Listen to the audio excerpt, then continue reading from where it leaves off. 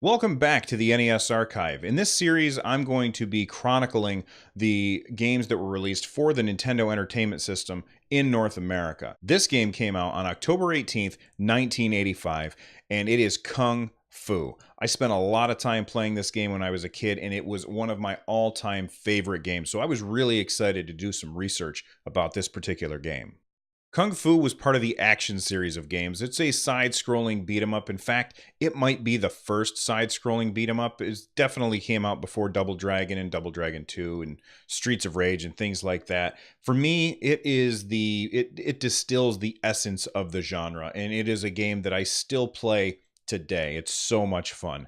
The tagline for the game was kick, jump, and punch your way to victory in Kung Fu.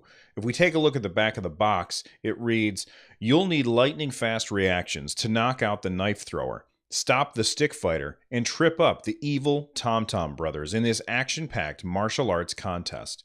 Are you sure you're tough enough? Because it'll take all your strength and skill to master the moves in Kung Fu. Beat your opponents and rescue the fair Sylvia, who's held captive on the top floor. The action is non-stop, and just when you think you've got your enemies licked, there's always a giant, a snake, or a fire-breathing dragon to contend with in Kung Fu."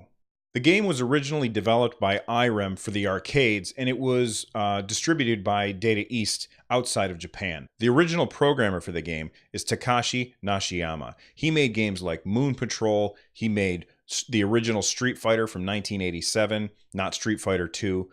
He also designed the arcade board for the Neo Geo. So that guy's got some serious pedigree. The composer of the game also had some serious pedigree as well. It's Koji Kondo. If you don't know who he is, I guarantee you've heard some of his music. He's famous for Super Mario Brothers music. He made the Legend of Zelda music. He also made the music for Punch-Out, and he made the music for Kung Fu. The game started out based on a Bruce Lee movie called Game of Death. The movie actually featured a 5-floor pagoda.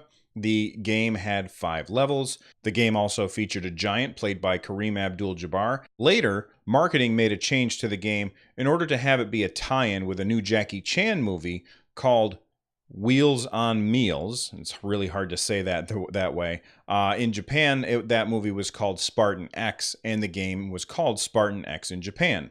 Now, Data East didn't want to pay the licensing fee to export that, so they simply changed the name of the game to Kung Fu Master. The reason that they were able to get away with this is because the only things in the game which were directly tied to the Jackie Chan movie are the names of the characters Thomas and Sylvia.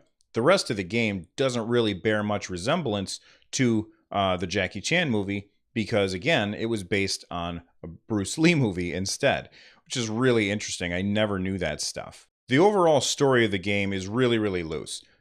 Thomas is the protagonist. His girlfriend is kidnapped by Mr. X, and Thomas has to fight through 5 floors of bad guys, 5 different bosses, in order to save his girlfriend, Sylvia.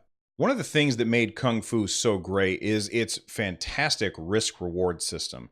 There were a couple of different attacks that you could do. You could do a crouching kick, you could do a regular kick, you could do a jumping kick, and of course you could do punches. Now, the kicks were the safest thing for you to do. They had the longest reach, you're more likely to connect, and they also had the lowest damage, they had the lowest points. The punch had a much shorter range, so you were much more open to taking damage if you were relying on punches. However, they did more damage, so you could take enemies out in fewer hits, and you got more points for doing them.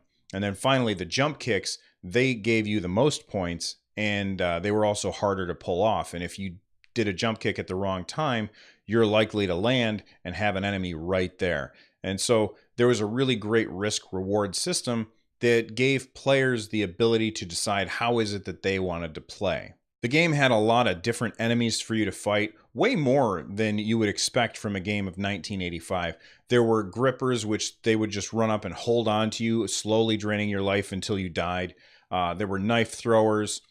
There were dragons that would breathe fire on you. There were snakes crawling across the ground. There were little tom-tom dudes that would jump at you and take you out. Really a lot of stuff. And those are just the lower level guys. The bosses, there were 5 different bosses in the game. I mean, even Super Mario only had one boss, but there were 5 different bosses in the game. There was a guy with a stick, there was a giant, there was some magic guy. Of course, there was Mr. X, there was the boomerang thrower, and they all fought differently, and you had to come at them with a different strategy each time, which made for some really fun gameplay. In addition to avoiding getting hit, you also had to move fast enough because you were timed on each level. At the end of each level, the amount of time that was left over got added to your score. So this incentivized you to try and move faster. Again, really plays into the risk and reward system that the game is really good at. So the faster you move through a floor, the more points you're going to get, but moving fast is risky and you're more likely to make mistakes, and those mistakes will cost you. There were a lot of side-scrolling beat-em-ups on the Nintendo Entertainment System, and this is my favorite, I think. I don't know if it's nostalgia that's taking over and making me say it's my favorite, or if it really was better. What are your favorite side-scrolling beat-em-up games that were on the Nintendo Entertainment System? I'd love to hear about that. Let me know in the section down below.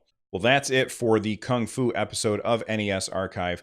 If you want to help pick the next video that is going to get made, make sure you head on over to our Patreon. That's patreon.com/runjumpstomp. There you can see all kinds of content from me, including my podcast, which you can find at runjumpstomp.com. Thanks for watching. If you like the show, make sure that you subscribe so that you get notifications when I post the next video all about Nintendo back in the 80s.